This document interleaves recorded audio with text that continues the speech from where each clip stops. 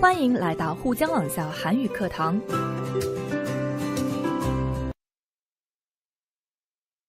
안녕하세요, 여러분. 신선생님입니다. 오늘부터는 한국인의 사상이라는 제목으로 공부해 보도록 하겠습니다. 먼저 책 248쪽을 보세요. 두 장의 사진이 있는데요. 왼쪽 사진을 볼까요? 사람들이 많이 모여 있지요? 무엇을 위해서 이렇게 많은 사람들이 모여 있을까요? 또 앞에 서 있는 사람은 어떤 사람들일까요? 서 있는 사람들 뒤로 현수막이 걸려 있는데요. 한번 같이 볼까요? 현수막 안에 글자를 보면 제13회 효자 효부 및 선행시민상 시상식이라고 쓰여 있습니다. 효자는 부모님을 잘 받들어 모시는 아들을 말합니다. 여자의 경우는 효녀라고 하죠. 그렇지만 보통 효자라고 하면 효자와 효녀 모두 포함하는 의미가 있습니다. 부모를 공경하고 잘 받들어 모시다 라는 의미로 효도하다 라는 단어를 쓰는데요. 효자, 효녀는 부모에게 효도하는 자식을 부르는 말입니다. 그럼 효부는 무슨 의미일까요? 효부는 남편의 부모, 즉 시부모를 정성껏 받들어 모시는 며느리를 의미합니다. 그리고 선행은 착한 행동을 말하는데, 그러니까 선행시민이라고 하면 착하고 모범적인 행동을 한 시민을 의미합니다. 시상식은 상을 줄 때 하는 의식을 의미합니다. 그래서 왼쪽 사진은 부모님께 효도하는 자식들과 시부모를 잘 모시는 며느리, 착한 행동을 한 시민들에게 상을 주는 시상식의 한 장면인 것 같습니다. 한국 사람들은 옛날부터 중요하게 생각하는 사람의 도리 중에서 최고로 꼽는 것이 바로 효도였습니다. 아무리 능력이 뛰어나고 업적이 많더라도 부모에게 잘못하는 사람은 사회적으로 비난을 받았습니다. 옛날부터 효를 100가지 행동의 기본이 된다고 여겨 무척 중요하게 생각했는데요. 그리고 효녀와 효자에 관련된 이야기도 옛날부터 많았습니다. 자, 그럼 오른쪽의 사진을 볼까요? 사진 속을 보면 동상이 하나 있는데요. 동상의 인물은 누구일까요? 동상 아래에 효녀 심청상이라고 쓰여 있군요. 이 동상은 대표적인 효녀 이야기의 주인공인 심청의 동상입니다. 심청은 한국의 고전소설 심청전에 등장하는 주인공 이름인데요. 그럼 심청전의 이야기를 간단하게 살펴볼까요? 어느 마을에 심학규라는 사람이 살았는데 그는 앞을 보지 못하는 맹인, 즉 시각장애인이었습니다. 늦은 나이에 딸 청이를 얻었지만 아내가 아이를 낳은 지 일주일 만에 세상을 떠나서 많은 고생을 하며 키웠습니다. 어머니 없이 동네 부인들의 도움을 받으면서 어렵게 자랐지만 청이는 미모도 뛰어나고 아버지를 정성을 다해 모시는 효녀였습니다. 어느 날 아버지 심학규가 물에 빠졌는데 이때 그를 구해준 스님에게서 부처님께 아주 많은 쌀을 바치면 다시 앞을 볼 수 있다는 말을 듣고 그렇게 하겠다고 약속해 버렸습니다. 심청은 아버지의 눈을 뜨게 해줄 쌀을 구하기 위해서 바다의 용왕신에게 바칠 아가씨를 구하러 다니는 사람들에게 갔습니다. 그리고 그들에게서 쌀을 받고 자신의 몸을 팔았습니다. 바닷가에 몸을 던진 청이는 용왕이 사는 용궁에서 3년을 보내다가 다시 세상에 나와 왕의 아내인 왕후가 되었는데요. 눈이 보이지 않는 맹인들을 불러 잔치를 벌였고 그 결과 아버지 심학규도 찾게 되었습니다. 청이를 만나면서 심학규도 드디어 눈을 뜨게 되었습니다. 이런 효녀의 이야기를 담은 심청전의 배경이 된 백령도라는 지역에는 사진처럼 효녀 심청의 동상을 만들어서 기념하고 있습니다. 심청전은 판소리 심청가로도 유명한데요. 효녀 심청이의 이야기가 이렇게 이야기와 음악, 동상으로 자주 나오는 것은 그만큼 한국 사람들이 효를 중요하게 생각하고 있다는 증거겠죠? 중국에서도 물론 효를 중요하게 생각하겠죠? 아래의 표를 같이 한번 살펴볼까요? 아래의 표는 한국의 30, 40대 직장인 300명을 대상으로 부모님께 하는 효도의 방법에 대해 조사한 결과입니다. 1위부터 7위까지가 나와 있는데요. 기타 의견도 쓰여 있네요. 1위는 빈칸으로 나와 있으니까 좀 나중에 생각해 보기로 하고 우선 2위부터 같이 살펴볼까요? 2위는 여행의 기회를 드린다는 의견인데 총 응답자의 15.5%가 이렇게 대답했습니다. 보통 부모님의 생신 때나 결혼기념일, 환갑 등을 맞이해서 특별한 여행을 보내드리려는 아들, 딸들이 많이 있죠. 두 분만 보내드리기도 하지만 가족 모두 여행을 함께 떠나는 경우도 있습니다. 자, 그럼 3위를 보실까요? 3위는 12.5%가 응답한 부모님께 취미나 소일거리를 가지시도록 도와드린다입니다. 여기에서 소일거리는 심심함을 잊고 무언가를 하기 위해서 또는 시간을 보내기 위해서 하는 일을 의미합니다. 어떤 분들은 운동을 하기도 하고 어떤 분들은 손으로 무언가를 만드는 일을 하시기도 합니다. 이렇게 취미나 일거리가 있으면 정신 건강에도 좋고 치매를 예방하는 데 도움이 되기도 합니다. 다음으로 매월 일정한 용돈을 드린다는 응답이 10.5%로 4위를 차지했습니다.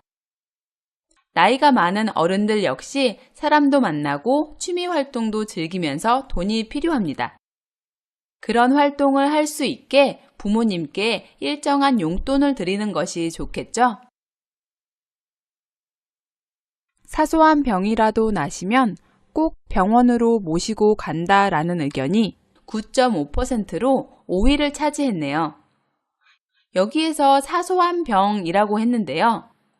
사소한 병은 심각하고 큰 병이 아니라 감기나 몸살 같은 작은 병을 말합니다. 여기저기 아픈 곳이 있으면서도 병원에 가기 싫어하시는 부모님들이 많은데요. 이럴 때일수록 자식들이 세심하게 부모님의 건강을 관찰하고 확인할 필요가 있습니다. 6위를 보시면 전체 응답자의 7.5%가 답한 자주 부모님을 모시고 외출한다입니다. 그 뒤를 이어 사랑의 표현을 한다라는 의견이 6.5%로 7위를 차지했네요. 두 경우 모두 그다지 어려운 것 같지 않은데 실제로는 잘 하지 않게 되죠. 너무나 쉬운 일인데 부모님이 계시지 않으면 할 수 없는 일이니까 오늘 이야기가 나온 김에 여러분도 부모님께 사랑한다는 말을 한번 해보세요. 자, 그럼 기타 의견을 볼까요? 기타 의견으로는 응답자의 3.5%가 맛있는 음식을 해드린다, 적정한 시기에 결혼한다 등의 의견이 있었습니다. 자, 그럼 1위에 들어갈 내용은 어떤 것일까요? 2위, 여행 기회를 드린다 보다 2배 이상의 사람들이 응답한 내용인데요. 여러분은 어떻게 대답했을 것 같나요? 저는 전화를 자주 드린다 라는 내용을 생각해 봤는데요. 결혼을 하면 보통 부모님과 떨어져 살죠. 또 요즘에는 결혼하지 않아도 직장이나 학교 때문에 부모님과 멀리 떨어져서 사는 사람들이 많습니다. 부모님과 함께 살더라도 바쁜 일상 때문에 얼굴을 보며 이야기하는 시간이 거의 없기도 하고요. 이럴 때일수록 전화라도 자주 드려 목소리를 듣고 이야기를 나누는 것이 효도 중의 효도라고 생각합니다. 자, 지금까지 한국 직장인들이 부모님께 하는 효도 방법을 살펴봤는데요. 여러분은 어떤 방법으로 부모님께 효도를 하고 계신가요? 여기에 나와 있는 방법대로 하고 있는 분도 있을 것이고, 다른 방법으로 하시는 분도 있을 텐데요. 더 늦기 전에 자신의 방법으로 효도를 실천하는 게 무엇보다 중요한 것 같습니다. 시간은 계속 흐르고 부모님은 우리를 계속 기다려주지 않으실 테니까요. 오늘은 대화 부분을 공부해 보려고 하는데요. 민철 씨와 정희 씨가 이야기를 나눕니다. 정희 씨는 어떤 방식으로 부모님께 효도를 하고 있을까요? 잘 들으면서 한번 확인해 보겠습니다. 정희 씨는 날마다 어머니께 전화해서 문안 인사 드린다면서요. 지난 생신 때는 직장에 휴가까지 내서 고향에 갔다 오고요. 그야말로 효녀 심청이 따로 없네요. 효녀 심청이요? 과찬이세요. 전 그저 거동도 불편하신데 홀로 계신 어머니가 안쓰럽기도 하고 걱정도 돼서 틈틈이 안부나 여쭙는 건데요, 뭐. 제가 전화로라도 챙기지 않으면 식사도 하는 둥 마는 둥 하시거든요. 그래도 요즘 같은 시대에 그 정도로 효도하는 사람도 흔하지는 않죠. 옛날에야 우리나라의 전통 사상 중 으뜸가는 덕목이었다지만 저는 아무것도 아니에요. 어제 텔레비전에서 딸이 어머니에게 신장을 기증하는 프로그램 봤어요? 정말 감동적이었어요. 그래요. 저도 봤는데 정말 대단한 것 같아요. 어머니는 자식에게 짐이 될 수 없다며 한사코 거절했지만 결국 자식의 효심에 마음이 움직인 거죠. 그뿐 아니라 민철 씨도 알다시피 우리 주변에도 부모님이나 시부모님을 지극정성으로 보살피며 온갖 수발을 마다하지 않는 효자 효부가 많잖아요. 맞아요. 정희 씨 얘기를 듣고 보니 새삼 나 자신을 되돌아보게 되는군요. 그렇지 않아도 어버이날 선물로 뭘 보낼까 고민하던 차에 좋은 선물이 생각났어요. 바로 나를 보내는 거예요. 잘 생각했어요. 저도 부모님 살아계실 때 한 번이라도 더 찾아뵙는 게 가장 쉬우면서도 진정한 효도라고 생각해요. 잘 들으셨나요? 민철 씨가 정희 씨에게 효녀라고 말하죠? 정희 씨는 어떻게 효도를 실천하고 있었나요? 네, 어머니께 자주 전화를 드리고 있었죠? 아까 표를 보며 제가 1위라고 예상했던 방법이네요. 그럼 대화의 내용을 한 문장씩 살펴보도록 하겠습니다. 먼저 민철 씨가 이야기합니다. 정희 씨는 날마다 어머니께 전화해서 문안 인사 드린다면서요. 여기에서 문안 인사는 어른들께 안부를 묻는 인사를 말합니다. 또 문법 다면서요가 나왔는데요. 이 문법은 다른 사람에게서 들은 말을 상대방에게 직접 확인하여 물을 때 사용하는 문법입니다. 민철 씨는 정희 씨가 날마다 어머니께 전화해서 문안 인사를 드린다는 것을 다른 사람에게서 듣고 진짜 그런지 직접 확인하기 위해 정희 씨에게 물었습니다. 민철 씨가 계속 이야기합니다. 지난 생신 때는 직장에 휴가까지 내서 고향에 갔다 오고요. 그야말로 효녀 심청이 따로 없네요. 휴가를 내다는 휴가를 위해 시간적인 여유를 내다라는 뜻으로 직장에 휴가 신청을 하고 휴가를 받는 것을 말합니다. 또 그야말로는 말한 바와 같이 참으로 틀림없이 라는 뜻으로 말하려고 하는 사실을 강조할 때 쓰는 말입니다. 즉, 정말 효녀 심청이 따로 없다는 것을 말하기 위해 강조한 말입니다. 여기에서 따로 없다는 어떠한 것과 따로 구분되지 않는다, 즉, 같다라는 의미로 효녀 심청이 따로 없다는 것은 정희 씨의 행동이 효녀 심청과 다르지 않다, 즉, 정희 씨가 바로 효녀 심청과 같다라는 의미입니다. 이 말을 듣고 정희 씨가 이야기합니다. 효녀 심청이요? 과찬이세요. 여기에서 과찬이다는 지나친 칭찬이다 라는 의미입니다. 민철 씨가 정희 씨에게 효녀 심청이라고 한 것에 대해서 지나친 칭찬이라고 겸손하게 말하는 표현입니다. 정희 씨가 계속 이야기합니다. 전 그저 거동도 불편하신데 홀로 계신 어머니가 안쓰럽기도 하고 걱정도 돼서 틈틈이 안부나 여쭙는 건데요, 뭐. 여기에서 거동은 몸을 움직이는 것을 의미합니다. 거동이 불편하다는 것은 몸을 움직이고 이동하는 것이 불편하다는 의미입니다. 또 홀로는 자기 혼자서만이라는 뜻이고 안쓰럽다는 딱한 형편이 마음이 아프고 불쌍하다라는 의미입니다. 정희 씨의 어머니는 거동이 불편하시고 아버지 없이 혼자 살고 계신데요.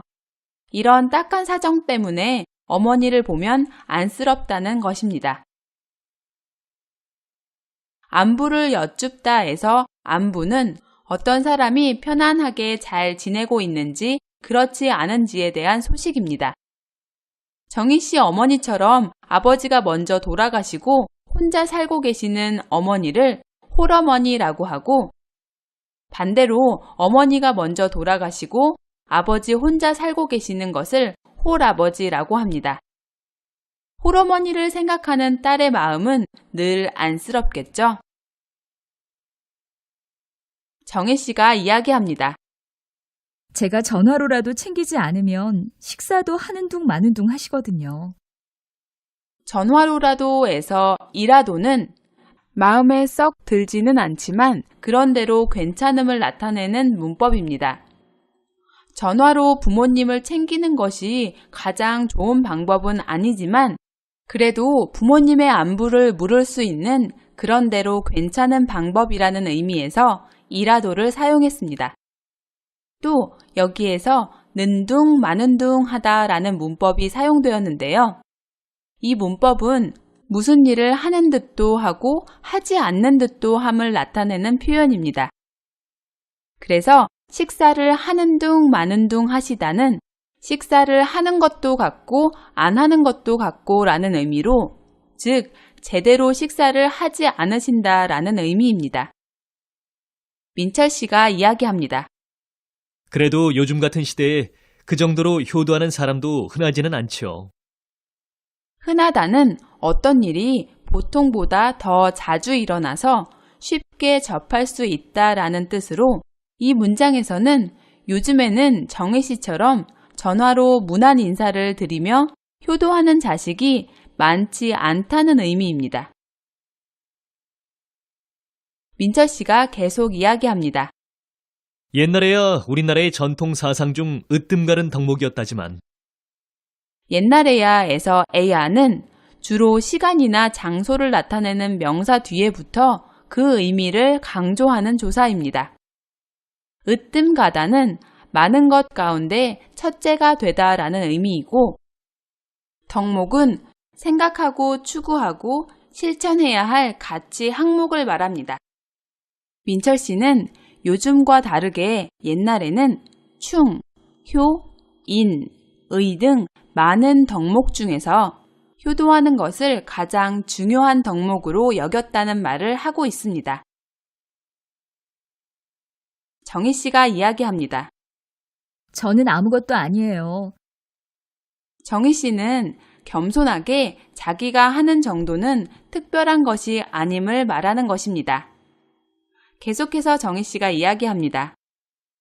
어제 텔레비전에서 딸이 어머니에게 신장을 기증하는 프로그램 봤어요? 정말 감동적이었어요. 신장은 위, 간, 심장, 폐 등과 함께 우리 몸에서 가장 중요한 기관 중 하나지요. 기증하다는 돈이나 물품을 남을 위해 그냥 주다라는 의미입니다. 신장은 우리 몸에 2개씩 있습니다. 정희 씨가 본 프로그램은 신장이 나쁜 어머니를 위해 딸이 자신의 신장 하나를 떼어서 드리는 내용의 프로그램이었던 것 같네요. 이 말을 듣고 민철 씨가 이야기합니다. 그래요. 저도 봤는데 정말 대단한 것 같아요. 어머니는 자식에게 짐이 될 수 없다며 한사코 거절했지만 결국 자식의 효심에 마음이 움직인 거죠. 민철 씨도 같은 프로그램을 봤군요. 그런데 프로그램에 나온 어머니가 딸의 신장을 기분 좋게 곧바로 받아들였나요? 아니었죠. 자식에게 짐이 될 수 없다고 한사코 거절했다고 했습니다. 여기에서 짐은 다른 곳으로 옮기기 위하여 챙기거나 싸놓은 물건을 의미하는데요. 또 다른 의미로는 심리적으로 맡겨진 부담이나 책임을 뜻하기도 합니다. 여기에서는 어머니가 자식에게 부담을 줄 수 없다는 마음에서 딸의 신장 기증을 거절한 거죠. 또 한사코는 상대방의 의견에 반대하여 자기의 고집을 몹시 부려서라는 의미로 어머니가 한사코 거절했다라고 하는 것은 한참을 계속 강하게 거절하셨다라는 의미입니다. 그렇지만 결국 자식의 효심, 즉 부모님을 섬기고 공경하는 마음 때문에 마음을 바꿔 기증을 허락하셨다고 했습니다. 이번에는 정희 씨가 이야기합니다. 그뿐 아니라 민철 씨도 알다시피 우리 주변에도 부모님이나 시부모님을 지극정성으로 보살피며 온갖 수발을 마다하지 않는 효자 효부가 많잖아요. 여기에서 알다시피는 아는 것처럼으로 바꿔서 말할 수 있습니다. 또 지극정성으로 보살피다는 지극한 정성, 즉 최고로 성실하고 진실된 정성으로 보살피다라는 의미입니다. 또 온갖은 이런저런 여러 가지의 라는 뜻이고 수발은 거동이 불편하거나 병이 든 사람 옆에서 여러 가지 일을 거들며 보살피는 것을 의미합니다. 또 마다하다는 싫다고 거절하거나 물리치다라는 의미입니다. 효자, 효부는 부모님이나 시부모님을 지극정성으로 보살피며 그 곁에서 이런저런 여러 가지의 심부름, 일을 거절하지 않고 하는 사람들이고 정희 씨는 그런 사람들이 우리 주변에 많다는 것을 이야기하고 있습니다. 민철 씨가 이 말을 듣고 말합니다. 맞아요. 정희 씨 얘기를 듣고 보니 새삼 나 자신을 되돌아보게 되는군요. 여기에서 새삼은 이전의 느낌이나 감정이 다시 새롭게 라는 뜻입니다. 자신을 되돌아보다는 자신이 지나온 과정을 다시 돌아보다, 즉 반성하다라는 의미입니다. 매일 어머니께 전화로 안부 인사를 전하는 정희 씨, 어머니에게 신장을 기증하는 딸의 이야기, 우리 주변의 효자, 효부 이야기를 듣고 나니까 자기 자신은 어떻게 부모님께 해왔나 새롭게 반성하게 된다는 의미입니다. 민철 씨가 계속해서 이야기합니다. 그렇지 않아도 어버이날 선물로 뭘 보낼까 고민하던 차에 좋은 선물이 생각났어요. 바로 나를 보내는 거예요. 여기에서 던 차이다는 마침 어떠한 것을 하던 기회나 순간임을 나타내는 문법입니다. 던 차예의 형태로도 사용됩니다. 여기에서 마침 어버이날 선물로 뭘 보낼까 고민하고 있었는데 효자, 효부에 대해 이야기하던 이때에 좋은 선물이 생각났다는 말입니다. 그 선물은 뭐였죠? 네, 바로 나를 보내는 것, 즉 내가 부모님께 가는 것을 의미합니다. 정희 씨가 이 말을 듣고 말합니다. 잘 생각했어요.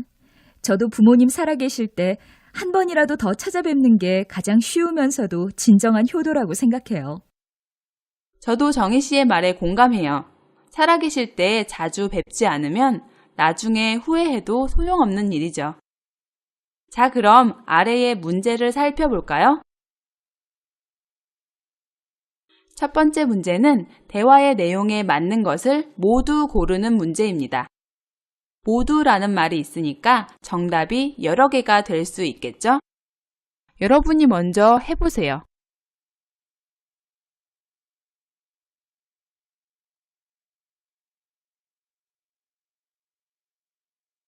자, 선생님과 같이 확인해 볼까요?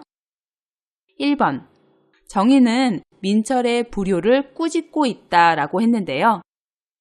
여기에서 불효는 효도하지 않음, 즉 부모님을 잘 섬기지 않아 자식의 도리를 하지 않는 것을 말합니다. 또 꾸짖다는 잘못한 것을 엄하게 말하면서 꾸중하다의 의미입니다. 정희 씨가 민철 씨를 꾸짖었나요? 아니죠. 그리고 민철이 불효하는지 아닌지 모르는 일이죠. 다음 2번. 민철은 정희가 현대판 심청이라고 한다. 현대판은 고전이나 옛날에 일어난 사건을 지금 이 시대의 감각에 맞게 바꾸어 다시 나타낸 것을 말합니다. 민철 씨가 날마다 어머니께 전화로 문안 인사드리는 정희 씨에게 그야말로 효녀 심청이 따로 없다라고 말했죠. 이것은 정희 씨가 현대판 심청이라는 의미가 되겠습니다. 계속해서 3번을 볼까요? 효도하는 사람이 옛날보다 많아지고 있다라고 했습니다. 효도하는 사람이 옛날보다 많아지고 있다라는 말은 대화에서 언급하지 않았습니다. 정희 씨는 우리 주변에도 부모님이나 시부모님을 지극정성으로 보살피며 온갖 수발을 마다하지 않는 효자, 효부가 많다고 했지만 많아지고 있는 변화에 대해서는 말하지 않았습니다. 다음 4번을 보겠습니다. 정희는 부모님께 안부 인사를 자주 드린다가 있습니다. 이런 정희 씨의 모습을 보고 민철 씨가 정희 씨를 효녀 심청이라고 칭찬했으니까 4번도 대화 내용에 맞는 것이네요. 그런데 더 정확하게 말하자면 정희 씨는 홀로 계신 어머니께 문안 인사를 드리는 거죠. 부모님 안에 어머니가 포함되어 있기 때문에 4번을 선택해도 괜찮은 것 같습니다. 그래서 정답은 2번과 4번이 되겠습니다. 자, 그럼 계속해서 두 번째 문제를 볼까요? 위 대화에 나타난 효도의 방법은 무엇입니까? 모두 찾으십시오 라고 했습니다. 대화에서 정희 씨가 한 효도 방법은 문안 인사 드리기였죠. 그리고 민철 씨가 생각한 방법은 뭐였죠? 네, 바로 부모님께 찾아가는 것이었습니다. 그래서 정답은 문안 인사 드리기, 부모님 찾아뵙기라고 쓰시면 되겠습니다. 그런데 대화에서는 어머니에게 신장을 기증하는 딸에 관한 이야기도 했었죠. 흔하지 않은 상황이지만 대화에 나타난 효도 방법으로는 부모님께 장기를 기증하기라고 써도 문제에 맞게 대답한 것입니다. 자, 그럼 마지막으로 세 번째 문제를 살펴보도록 하겠습니다. 세 번째 문제는 여러분이 알고 있는 효자, 효녀에 대한 이야기를 해보는 것입니다. 먼저 보기에 나와 있는 내용을 볼까요? 보기에는 심청전의 내용이 나와 있습니다.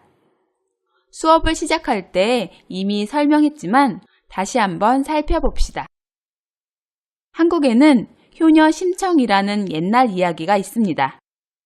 심청은 장님인 아버지의 눈을 뜨게 하려고 쌀 300석에 몸을 팔아 바다의 제물이 되었는데 용왕에 의하여 구출되어 왕후까지 되어 그리고는 맹인 잔치를 열어 아버지를 만나고 아버지의 눈까지 뜨게 하는 이야기예요.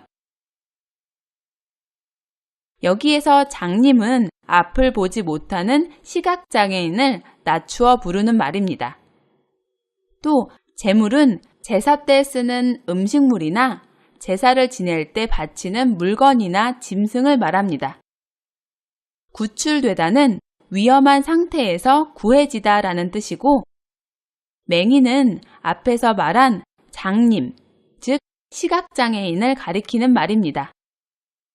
효도하기 위해 사람의 몸을 제물로 판다는 내용이 좀 잔인하다는 평가가 있지만 심청전의 중요한 교훈은 나를 낳아주신 부모에게 정성을 다해 효도하는 것이 인간의 가장 기본적인 도리라는 것입니다.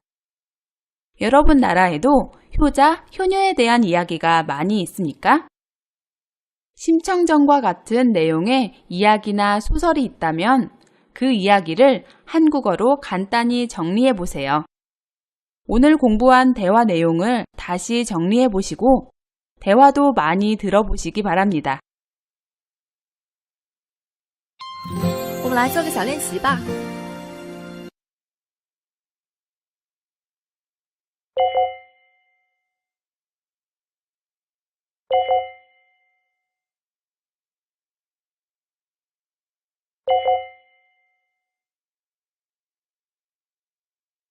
오늘은 여기까지 공부하도록 하겠습니다.